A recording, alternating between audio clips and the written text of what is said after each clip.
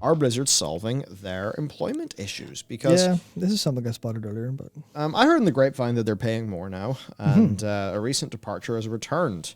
Yep. One chapter ends, another begins. Last week I said goodbye to Lightspeed LA, but I get to say hello again to a world most of us are familiar with come Monday. On Monday, Indeed.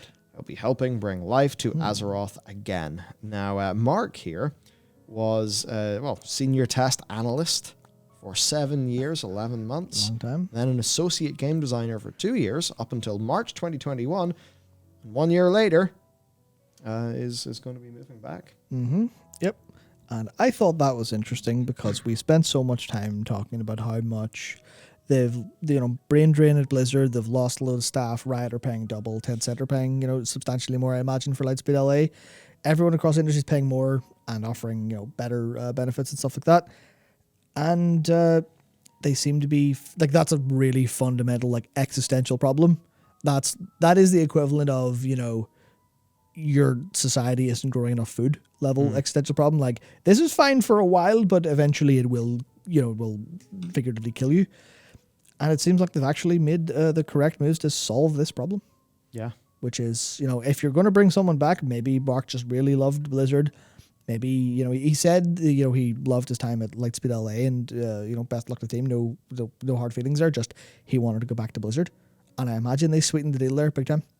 And if they're able to get some of those people they lost back and bring in new people because they're offering more money or whatever else, then I think this is one small spark of hope for Blizzard. Yeah, I mean, hey, look, if whatever the next expansion's material is cool enough for somebody to leave Lightspeed and move back to Blizzard, maybe that's a good signal. It's just one signal, so you can't really draw a trend from it, of course. Yep.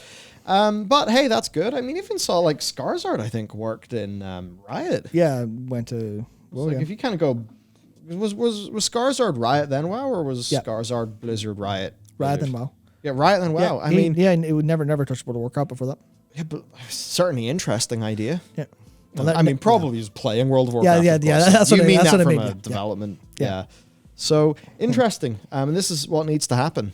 Absolutely. They need to just invest massively. And it's one of those things that's really hard because, look, Google doesn't give a fuck if they're paying an engineer $400K, $500K, or $600K, or a $700K. They just don't give a fuck. That quantity of money is immaterial to them. Yeah. That's how big the companies are. And that's why it is so hard for game development to get loads of great engineering staff and stuff like that, because you could just go into big tech sludge and earn these eye-watering silly amounts of money, because at the end of the day, 600K is nothing to Google, but for even, a game startup with a 20 million, even if a game startup had 20 million seed fund, I mean, what Google's able to pay is completely smashes them, which is certainly an interesting thing for any game companies like Blizzard and like Riot, in fairness, that are based in that sort of, geographical region. Yeah. It's pretty interesting. Yeah. Interesting you say that, because I did see, I can't remember who they worked for. It wasn't relevant to Blizzard, I don't think. But I remember there was someone I saw on Twitter today saying, talking about working in game dev and leaving it. And they're just I literally doubled my wage. The first job the first job they looked for leaving game dev was to double their wage and better time to work there. Yeah. And you're if that's game dev in general, I mean, that probably includes bigger places than Blizzard or higher paying places than Blizzard. Yep. So now all the best, and I mean, I don't want to say the best and brightest minds, because ultimately, I mean, if I just kept the programming going and did that instead, I could earn more money programming than I do here, right? Yeah. But sure. I also don't think I would enjoy that. Yeah. So. Yeah, that's a thing where that's why game development spent so much time being able to underpay people, because they could go, hey, we're game development. Don't you love video games? Didn't you always grow up thinking, man, I'd love to work on those? Well, now you can. So we'll exploit your passion and pay you as little as we can get away with, and also our working conditions aren't all that good, and we'll exploit your passion for crunch because you really love this product and your players, don't you? And all that stuff's just kind of.